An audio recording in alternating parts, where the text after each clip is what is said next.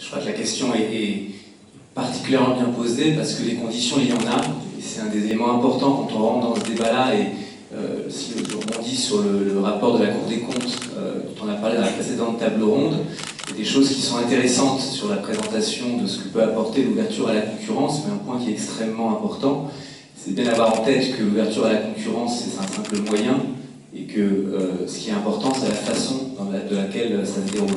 Et de ce point de vue-là, ce qu'il faut éviter, c'est des exemples, je dirais, à l'anglaise, et plutôt s'inspirer de ce qui a pu se passer en Allemagne, en Suède, dans d'autres pays de ce type-là. Je voudrais juste dire sur ces questions-là, en propos préliminaires, que de mon côté, il y a une certaine impatience à ce qu'on aille sur ces sujets-là, mais une impatience mesurée, raisonnée. Alors impatience pourquoi? Parce que ça a été dit depuis le début de la matinée, je pense que les acteurs de la filière ferroviaire ont une responsabilité particulière à jouer dans la lutte contre le dérèglement climatique. On sait que c'est une partie de la solution, et donc la question qu'il faut qu'on se pose, c'est est-ce que la filière ferroviaire a fait tout ce qu'elle pouvait faire pour renforcer le maillage territorial, la desserte et les solutions qu'on offre aux voyageurs. Et je pense que c'est un point extrêmement important parce qu'on est en train de placer une partie des citoyens, une partie des usagers, dans une espèce de contrainte qui est absolument insoluble pour eux. On les pénalise, on leur envoie des messages négatifs sur l'usage de modes de transport qui sont polluants, qui ne sont pas des modes de transport qu'on veut voir se développer. Et dans le même temps, il faut qu'on soit vigilant sur les solutions alternatives qu'on propose et sur le fait qu'on ne les mette pas face à une situation insoluble où on leur dit prenez pas la voiture et dans le même temps, eh ben, chez moi il n'y a pas grand chose et si jamais j'essaie une solution de transport public, ça ne fonctionne pas bien. Et du coup, cette impatience, c'est le deuxième élément qu'on a, c'est que nous, si côté Transdev, on a envie d'y aller, c'est qu'on a l'impression qu'on peut apporter des éléments de solution.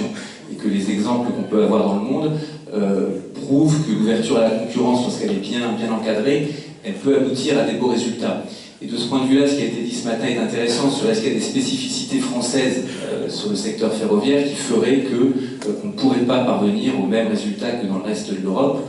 Alors de ce point de vue-là, moi j'ai une conviction assez claire, c'est qu'il y a des spécificités, mais elles ne sont pas telles qu'on ne puisse pas y parvenir. Je ne vois pas pourquoi d'autres pays européens qui sont proches de nous ont réussi à avoir des ouvertures à la concurrence réussies, et pourquoi nous, Français, on ne saurait pas le faire. La question que ça pose, c'est la façon dont on s'organise, c'est est-ce que tous les acteurs, le législateur, le régulateur, les régions, l'autorité organisatrice, les opérateurs nouveaux entrants, SNCF Réseau, tous les acteurs de la chaîne, est-ce qu'on arrive à fonctionner de façon cohérente pour pouvoir proposer un service plus intéressant aux voyageurs? Quelles seraient ces spécificités françaises qui vous inquiéteraient? Moi, j'en vois aucune. Je rebondis à ce qui a été dit ce matin à l'heure de la table ronde, je pense qu'il n'y en a aucune. Je pense qu'il faut être mesuré, il faut être prudent dans la façon dont on ouvre le secteur ferroviaire à la concurrence, et donc c'est le deuxième temps de ce que je voulais dire ce matin sur l'impatience qui est mesurée, parce qu'il ne faut pas négliger la transformation à laquelle on doit faire face. Ça a commencé à être dit dans la façon dont SNCF Réseau va devoir fonctionner, dans l'impact que ça va avoir sur les sujets de distribution, dans de façon un peu globale les modifications que ça va apporter. Il faut être prudent sur ce terrain-là, mais dès lors qu'on le fait de façon collectivement intelligente, il n'y a aucune raison qu'on n'y arrive pas, et la façon dont c'est en train de se mettre en place est plutôt rassurante de ce point de vue-là. Moi, si je prends les éléments pour répondre directement à votre question qui me semblent être particulièrement importants pour que la concurrence réussisse, j'en vois 4 et je vais aller très vite dessus.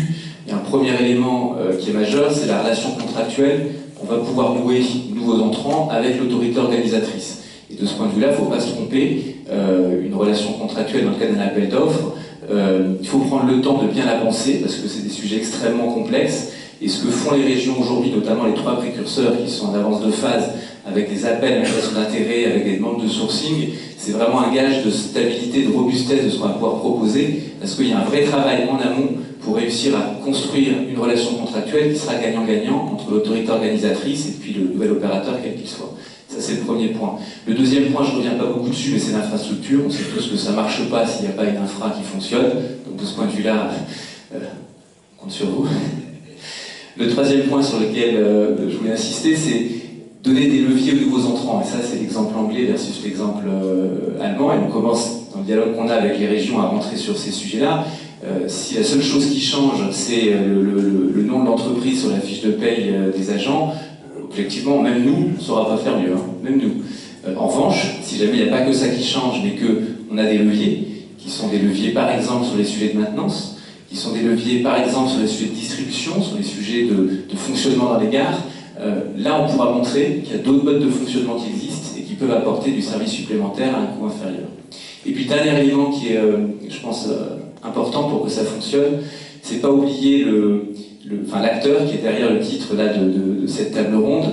Il y a la mobilité, dedans il y a le ferroviaire, pas que, ça a été dit, il y a les territoires. Derrière ces deux éléments-là, il y a évidemment le voyageur, que ce soit le client, l'administré, mais il y a cette entité-là qui est extrêmement importante parce que l'aune à laquelle sera jugée l'ouverture à la concurrence, ce ne sera pas la sécurité, parce que la sécurité, c'est pas un débat, elle sera sur la table, donc ça, c'est pas une option. Ce sera les taux de remplissage, ce sera la façon dont on a réussi à faire basculer des voyageurs de transport type voiture vers des transports ferroviaires. Et la seule façon d'y parvenir, c'est la facilité.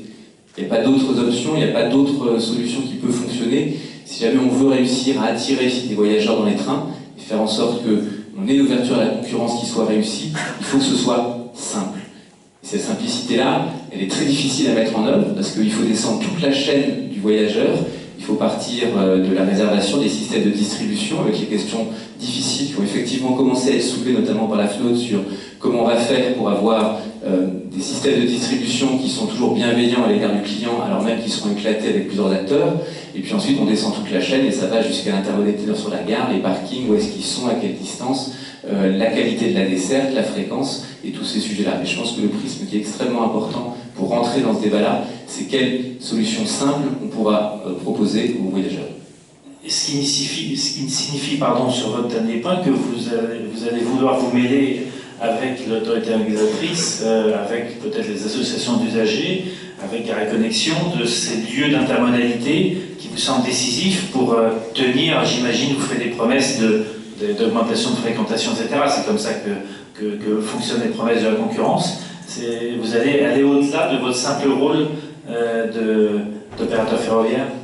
Ah oui, absolument. On aura un rôle de proposition et de faire remonter les irritants sur le trajet du voyageur, les irritants qui peuvent apparaître et qui font qu'on a de la rétention de flux.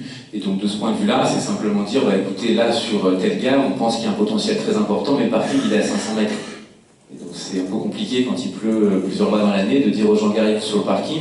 Alors c'est l'hypothèse dans laquelle le parking n'est pas plein, parce qu'après il y a des situations dans lesquelles le parking est trop petit.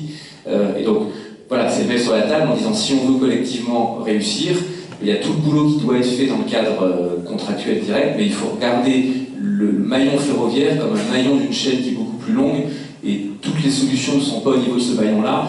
Et de ce point de vue-là, c'est pas quelque chose qui concerne que le ferroviaire ou que la mobilité, c'est de façon un peu globale, la société qui évolue, et nous, tous, donc les clients, les voyageurs, qui ne voulons plus qui voulons être accompagnés de bout en bout, être pris par la main sur tous les parcours de notre vie, et ça vaut pour le transport.